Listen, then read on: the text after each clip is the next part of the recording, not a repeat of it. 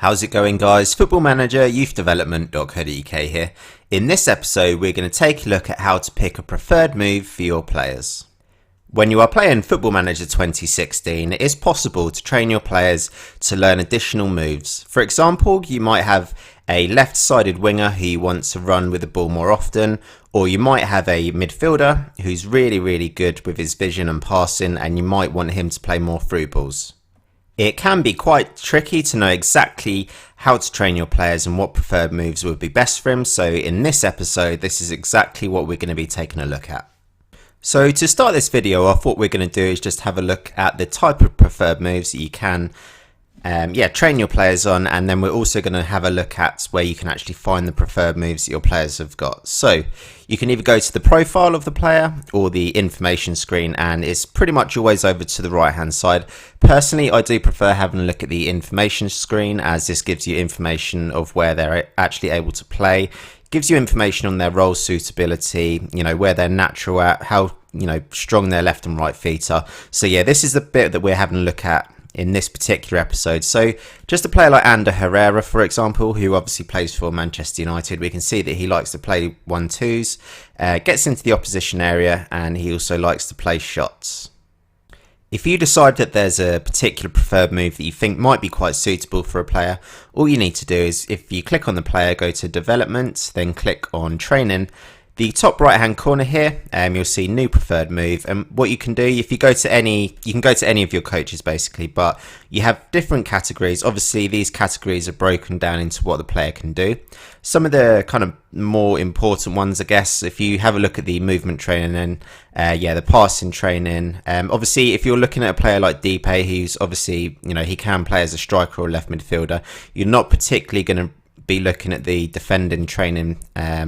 You're probably going to be looking at things like the movement training and maybe the technique training. So if we go into the movement training, just for an example, you can see here that there's quite a number of different sort of preferred moves that you can teach him. So yeah, like I said earlier, you can start him dribbling with the ball down the left hand flank, or maybe dribbling with the ball down the right hand flank. There's loads and loads of different ones, depending on what kind of category you go into.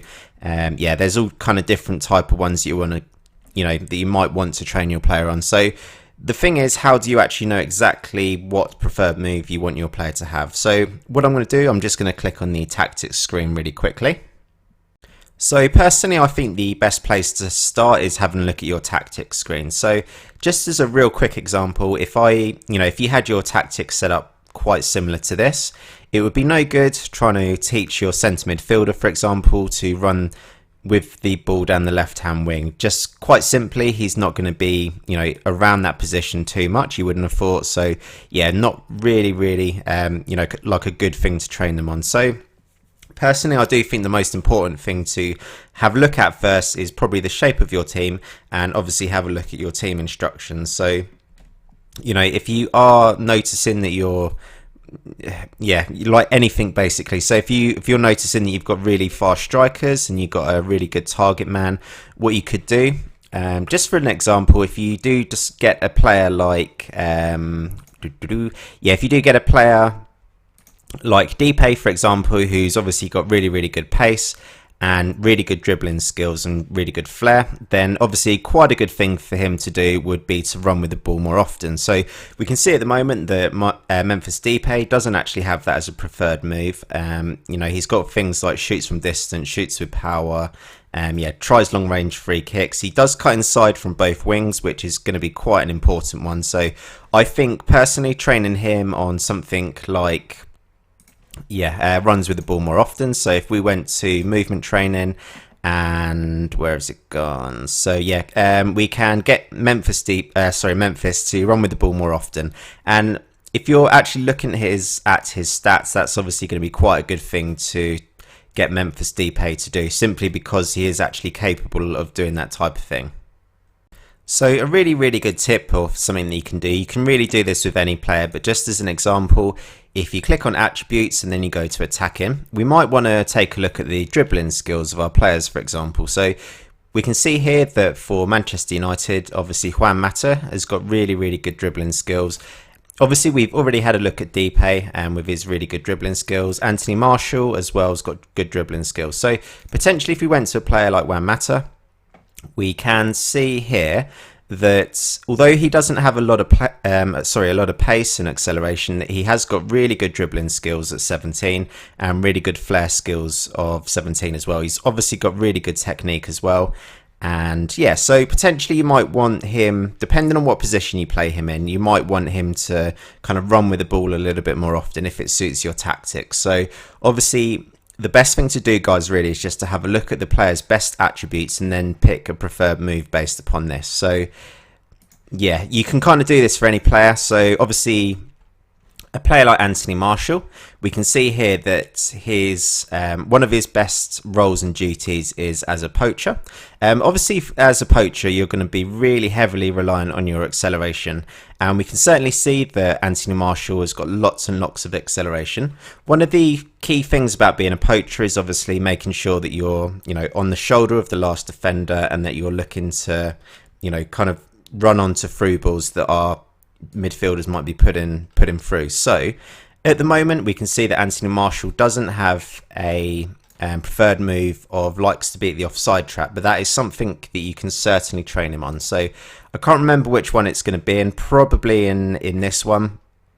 So we could probably, for Anthony Martial, it would be really, really sensible to get him coached on trying to beat the offside trap more often. That's especially if you're going to be using him as a poacher. So yeah, obviously if you're, kind of looking at the player's kind of key attributes and just working out the best kind of role to fit in with your tactics, and obviously just making sure that you're picking a preferred move that's really, really going to suit the player.